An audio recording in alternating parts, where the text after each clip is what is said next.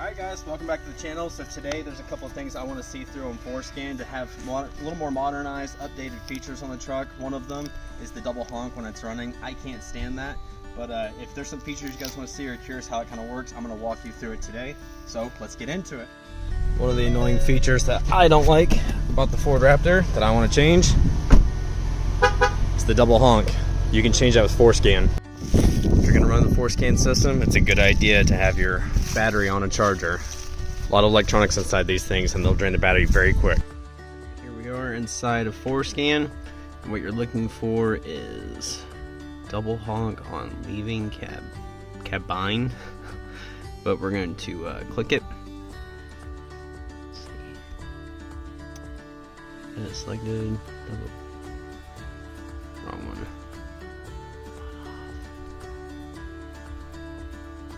I don't like that double honk, it's quite annoying. Double honk on leaving cabine. And we're gonna hit right. So we are enabling that. Or disabling it. There you go. Cool. So now, whenever we close the door with it running, it shouldn't be like beep beep. Good stuff. Crazy stuff in here also, not that you really would want to, but whenever the truck is running and the lights are on, because this is 2017 so you can change the colors, but when you open the door, if it's set to blue or green or purple, something else, no matter what, the light right here always turns red, and it makes sense for oncoming traffic that it's more of a highlight like a tail light. But apparently in here you can change that, so you can change it to any of the ambient colors you wanted. Pretty cool. Not that you would want to, but if you wanted, you have that option. Another annoying feature, if you wanted to shut this off, that little bastard right there, auto start stop. So instead of every time you start the truck and you want to shut it off, or being constantly in sport mode, you can also turn that off in FORscan. So we're going to do that real quick. And selected, we're going to disable, you asshole.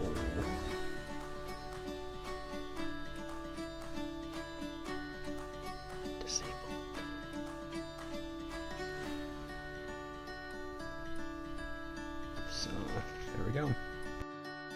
So we changed the engine temperature.